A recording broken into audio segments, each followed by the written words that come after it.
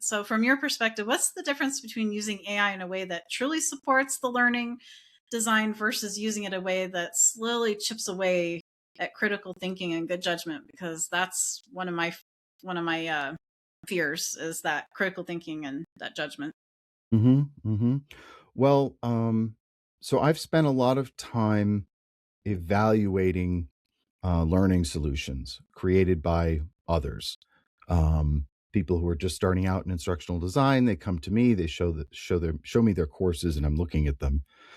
Um, and understanding the difference between designing for the learner and designing for look and feel, or designing for polish or presentation or production values and all of that, is one of the clearest signs that someone is still new at the game.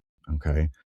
And that is true regardless of what tool they're using. And in this case, critical thinking and good judgment isn't something that the idea of AI makes a difference. The difference continues to be and is more important because now you are getting that wall of content coming back at you from AI. Discernment, direction, and quality be top of mind for the designer, and are governing the work. So, put that another way, it's always been important. Discernment, direction, and quality have always been important when working with ourselves, guiding our own work.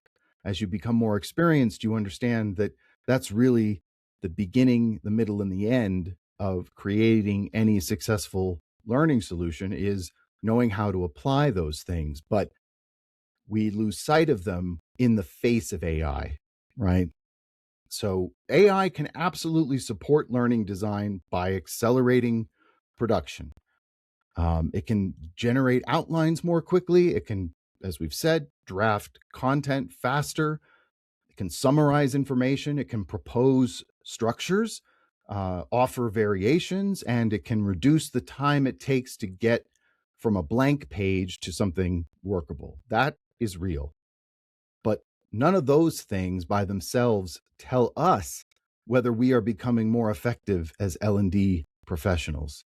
What chips away at critical thinking is when we start treating speed as if it were effectiveness, or treating output as if it were evidence of learning value. In my presentation today, I said the real risk is not that without AI, we will somehow fail to produce enough. The real risk is that in our eagerness to produce more, we start confusing motion with progress, output with value, and efficiency with effectiveness.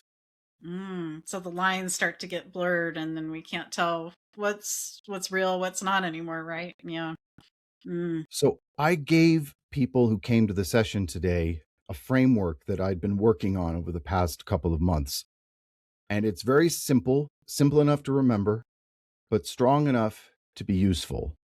And I like to call it DDQ: discernment, direction, and quality. Discernment asks what is actually needed, what matters most, and what deserves protection. Direction asks where should this go next? What role should AI play in its development? And what should remain human led? And quality asks what makes this worth a learner's investment? And what standard of mine tells me this is ready? If those questions are active, AI can support the work well. If those questions begin to disappear because things are moving too fast, then AI is no longer just helping production. It's starting to erode the very judgment that makes L&D work effective in the first place. So for me, the difference is simple. AI supports learning design when it remains governed by human discernment, human direction, and human quality standards, and it chips away at critical thinking when those things are no longer actively being exercised.